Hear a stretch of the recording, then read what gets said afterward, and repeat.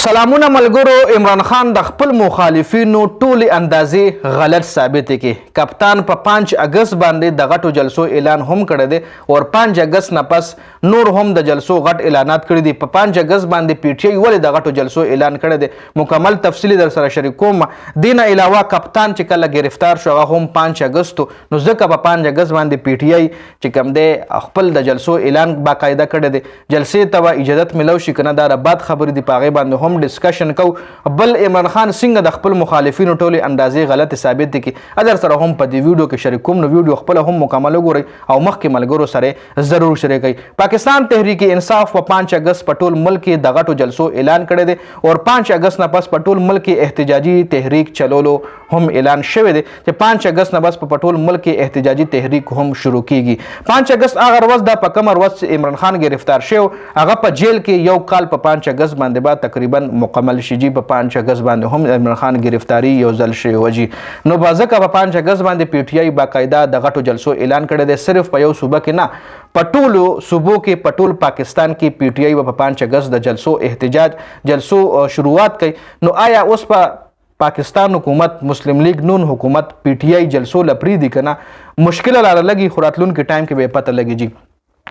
کله چې کپتان گرفتار شو اوس عمران خان څنګه د خپل مخالفینو غلطي اندازې ټولې غلطي ثابت کړي. هغه داسې کله چې کپتان گرفتار شو نو کپتان مخالفینو به دا خبرې کولې چې کپتان په جیل کې نه ګرمي برداشت کولی شي نه یخني برداشت کولی شي او دی چې کله جیل ته ورشي دی به هر څه له تیاریږي دی به معافي غواړي او دی به ډیل هم کوي. مختلف د عمران خان مخالفین چې کومو د زرداری د پارټۍ د مسلم لیگ نون د پارټۍ چې کوم رهنما چا رنگ رنگ خبرې ورپسې کېدي زیات خبرې ورپسې رانا ثنا الله کولې. رانا ثنا الله خو حد کړو جی. رانا ثنا الله چې دا خو نشي سړی دی دله چې په جیل کې نشه نه ملاویږي دی به خامخا ډیل کوي دی ملک نه تختی دی معافي غواړي او د خپل نشي د پاره بده په جیل کې د هر قسم ډیل ته تیار شي جی. هغه رانا ثنا الله خو کمپلیټلی غلط ثابت شو ځکه د عمران خان چې کله نه گرفتار شوی دی څو ځله خو د بلډ ټیسټ شو.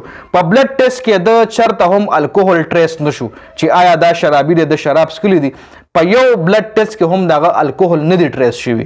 خاصومره ټایم په جیل کې تیر کو نو آیا رانا ثنا الله اوس د جیل له شراب وړي چې د جیل کې ناست نه لکه شرابي سړی خو چې خام نشي سړی خو چې نشهونه کې په هغه ټایم نه تیریږي هغه خامخا کچري نشه هغه پریدي مختلف بیماریان رانی سي مطلب هغه رنګ ځان سټیبل نشي ساتلی.